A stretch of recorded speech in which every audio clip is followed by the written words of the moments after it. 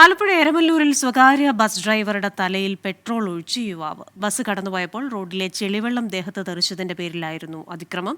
എഴുപുന്ന സ്വദേശി സോമേഷിനെ പോലീസ് കസ്റ്റഡിയിലെടുത്തു. വിവരങ്ങളുമായി ആലപ്പുഴയിൽ നിന്ന് മനീഷ് മഹിപാലാണ് ചേരുന്നത്. മനീഷെ, റോഡിൽ കൂടെ ബസ് പോകുമ്പോൾ ശരീരത്ത് ചെളിവെള്ളം തെറിച്ചു. അതിന് പ്രതികാരമെന്ന പേരിൽ ഡ്രൈവറുടെ തലയിൽ പെട്രോൾ ഒഴിക്കുന്നു. എപ്പോഴായിരുന്നു സംഭവം? എന്താണ് ഇതുമായി ബന്ധപ്പെട്ട പോലീസ് നടപടികൾ? കേസെടുത്തിട്ടുണ്ടോ? ക്രിസ്റ്റീന, അരൂർ തുറവൂർ പാതയിലാണ് ഈ പൊട്ടിപ്പൊളിഞ്ഞ റോഡിലൂടെ പോകുന്ന സമയത്ത് സ്ഥിരം സംഭവമാണ് ആളുകളുടെ മേത്ത് ചെളിവെള്ളം വീഴുക അടക്കമുള്ള കാര്യങ്ങൾ. പക്ഷെ ഇവിടെ മാത്യു എന്ന് പറയുന്ന ചേർത്തല കൈതത്തറ സ്വദേശിക്ക് നേരെയാണ് ഇവിടെ ബൈക്ക് യാത്രക്കാരന്റെ ആക്രമണം ഉണ്ടായത്.